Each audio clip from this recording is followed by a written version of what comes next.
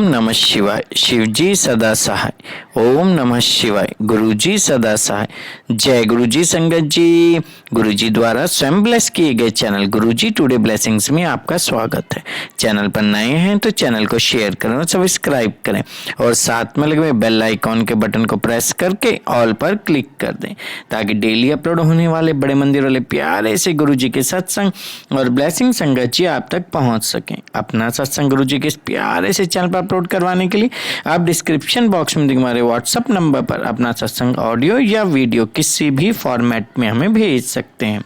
जय गुरुजी संगत जी। आज का सत्संग बहुत प्यारा और ब्लेस सत्संग है और ये सत्संग हमारे साथ अमृतसर से आंटी जी ने शेयर किया और इस सत्संग को हमारे तक भेजने की सेवा की है वो अमृतसर से राधिका आंटी जी ने। मैं दिल से उनका शुक्राना करता हूँ। चलिए सत्संग स्टार्ट करते हैं। जय गुरुजी। जय गुरुजी। शुक्राना गुरुजी। लख लख बार शुक्राना गुरुजी। अनंतम अनंतम शुक्राना मेरे गुरुजी। जय गुरुजी। मैं अपना पहला सत्संग रिकॉर्ड करने जा रही हूँ तो कोई भी गलती हो जाए उसके लिए पहले ही माफ़ी चाहती हूँ। आप सब संगत जी से माफ़ी चाहती हूँ, गुरुजी से माफ़ी चाहती हूँ, सारी संगत जी को जय गुरुजी। शुक्राना गुरुजी। मैं गुरुजी की बेटी अमृतसर से बात कर रही हूँ। मेरा सत्संग बहुत देर से रिकॉर्ड होने वाला था पर मेरे बच्चे छोटे होने की वजह से मैं बहुत टाइम से अपना सत्संग रिकॉर्ड नहीं कर पा रही हूँ, जिसके लिए मैं गुरुजी से माफ़ी चाहती हूँ, सारी संगत जी से मैं माफ़ी चाहती हूँ। मुझे माफ़ करना गुरुजी।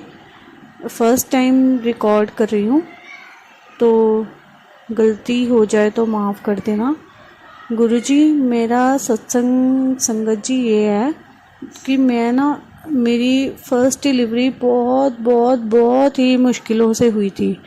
मतलब प्रेगनेंसी में कोई कॉम्प्लिकेशन नहीं था, वैसे भी कोई कॉम्प्लिकेशन नहीं हुआ मुझे, लेकिन फैमिली में काफ़ी प्रॉब्लम्स थी। लाइक मेरे हस्बैंड बहुत सपोर्टिव हैं, बहुत अच्छे हैं, बहुत केयर करते हैं, लेकिन मेरे ससुराल वाले थोड़े मतलब बहुत ही ऐसे थे कि उन्होंने मेरी कोई भी केयर नहीं करी, कोई भी मेरा ख्याल नहीं रखा और मेरी डिलीवरी बहुत ही मुश्किलों से हुई। तो उसके बाद हमने सोचा कि जब हमारा बेबी थोड़ा बच्चा हमारा बड़ा हो जाएगा, स्कूल जाएगा, हम उसके बाद सोचेंगे, प्लान करेंगे दूसरे बच्चे के बारे में। लेकिन क्या हुआ कि लास्ट ईयर इन्हीं दिनों में जून में हमारे ससुराल में किसी की शादी थी। हम उस शादी में गए। वो वहाँ पे मतलब चलो घर की शादी थी तो थोड़े दिन जाना भी पड़ा लगातार। तो उसके बाद मतलब मुझे था कि मुझे कुछ मीन्स की था नहीं कि मैं प्रेग्नेंट हो जाऊंगी या नहीं। बट जब शादी अटेंड करके नेक्स्ट मंथ आया, गुरुजी का बर्थडे आने वाला था 7 जुलाई को, तो मैंने उस दिन ही मतलब अपना टेस्ट करवाया तो I was pregnant at that time. तो हम दोनों मतलब बहुत सोच में पड़ गए कि ये कैसे हो गया या कुछ भी, लेकिन वो ब्लेसिंग्स थी, वो गुरुजी ने हमें दिया था, वो गुरुजी का चमत्कार था कि मुझे ऐसे मतलब गुरुजी की ब्लेसिंग्स मिली। मेरे दूसरा बेटा जो मेरे घर अब हुआ है और मेरा दूसरा बेटा आज 4 मंथ्स 20 डेज़ का हो गया है। तो 7 जुलाई को मेरा जो प्रेगनेंसी टेस्ट है वो हमने करवाया और वो पॉजिटिव निकला। तो उस दिन गुरुजी के बर्थडे पे मुझे बहुत बड़ी ब्लेसिंग, बहुत बड़ा गिफ्ट गुरुजी ने दिया, मेरा छोटा बेटा। तो कुछ मैंने गुरुजी को बोला, बहुत सारी बातें बोली कि गुरुजी अब ये आपने दिया है, अब आपने ही सारा ख्याल रखना है, आप ही मेरा करोगे, आप ही मेरी डिलीवरी करवाओगे, जो मेरी पिछली बुरी हालत हुई थी अब आप ही देखोगे, आप ही सब कुछ करोगे। और जो मैंने गुरुजी से मांगा गुरुजी ने मुझे सब कुछ दिया, मेरा पूरा ध्यान रखा। मैं इस बार भी बिल्कुल ठीक थी, कोई प्रॉब्लम नहीं मुझे हुई। सारे के सारे घर का काम मैं खुद करती थी, खुद ऑफिस आती थी, खुद जाती थी, खुद आके अपने बच्चे को देखती थी, खुद आके सारा खाना बनाती थी, सब कुछ मतलब मैं खुद ही करती थी। मेरे मदर इन लॉ मतलब हैं पर ओल्ड हैं, इतना वो काम नहीं करते हैं, उनसे होता भी नहीं है और कुछ वो करना भी नहीं चाहते हैं, कुछ वो करते भी नहीं हैं इतना काम। लेकिन ये है कि चलो मेरे बड़े बेटे को वो देख लेते थे। तो इस बारी मैंने गुरुजी से बहुत सारी बातें करी थी कि गुरुजी मेरी डिलीवरी के टाइम जो पिछली बार मेरे साथ हुआ वो इस बारी कुछ भी ना हो। मैंने जो जो मांगा कि गुरुजी मेरी बड़े आसान तरीके से डिलीवरी हो जाए, मुझे इतना दर्द ना सहना पड़े, मेरा मतलब सब कुछ चिलिया 40 डेज़ जो होते हैं वो भी आपकी कृपा से बड़े अच्छे से निकल जाए।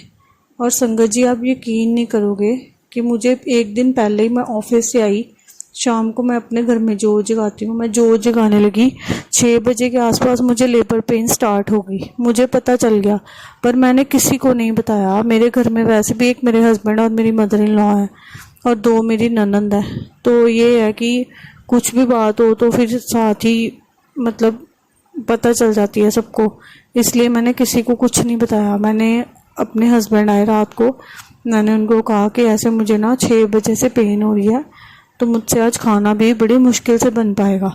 वो कहते कि चल कोई बात नहीं बना ले तू। रात को 11 सवा 11 हम ऊपर चले गए अपने रूम में और मेरी पेन्स बहुत फास्ट हो गई। तो फिर मेरे हस्बैंड ने बोला कि अब मम्मी को बता देना चाहिए। फिर रात को 1:30-2 बजे वो मम्मी को बताने आए नीचे, उन्होंने मम्मी को बताया। तो गुरुजी सारी रात मतलब संगत जी मैं बताती हूँ, सारी रात गुरुजी मेरे साथ थे, सब सोए हुए थे, सब आराम कर रहे थे। मेरे हस्बैंड भी अकेले हैं काम में, वो बहुत थके आ रहे आते हैं, तो चलो वो भी रात को सो गए, उनको नहीं पता चला कब उनकी आँख लग गई। अकेले मैं भी 1-1.5 घंटा मेरी भी शायद आँख लग गई थी, अब मुझे याद नहीं है। तो मैं पेन्स में ही रही, मतलब पेन्स में थी बट तब भी मुझे थोड़ी बहुत नींद करा दी थी गुरुजी ने। तो सुबह जब उठने लायक भी नहीं थी मैं बेड से, फिर मेरे हस्बैंड ने मुझे कोऑपरेट किया, मेरे क्लोथ्स वगैरह चेंज करवाए, सारा कुछ किया और हम 10 बजे 10:15 बजे हॉस्पिटल के लिए निकल गए।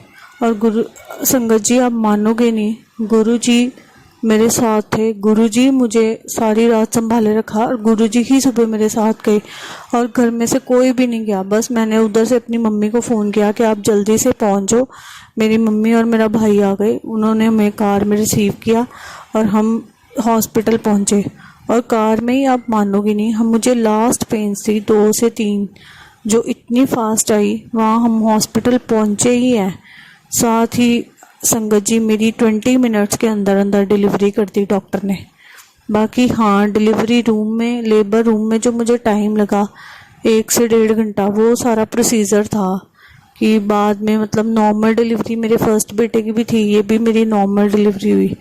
तो मैं कह सकती हूँ कि पहली डिलीवरी के बाद मैं 3 दिन तक अपने आप से डर गई हुई थी कि मैं अपनी आवाज़ों को याद कर रही थी, अपने आप को सोच रही थी कि मेरे साथ क्या हो गया, ये मेरे साथ क्या बन गया।